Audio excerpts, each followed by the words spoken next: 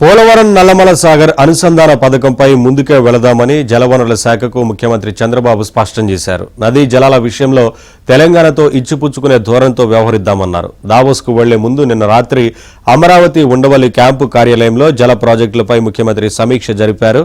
నల్లమల సాగర్ విషయంలో కేంద్రంతో మాట్లాడి అనుమతి సాధించాలి.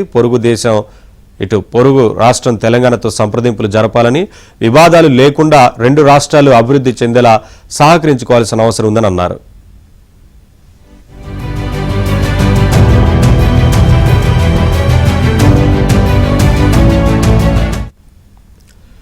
వృధాగా పోయే జలాలను వాడుకునేలా నల్లమల సాగర్ ప్రాజెక్టును రూపొందించాం. దీనిపై కేంద్రం నుంచి అనుమతులు తీసుకోవడంతో పాటు పొరుగు రాష్ట్రం నుంచి కూడా అభ్యంతరం రాకుండా చూసుకోవాలని, అవసరమైన పక్షంలో తెలంగాణకు నీటిని అందించేలా మన ప్రణాళికలు ఉండాలని సీఎం నిర్దేశించారు.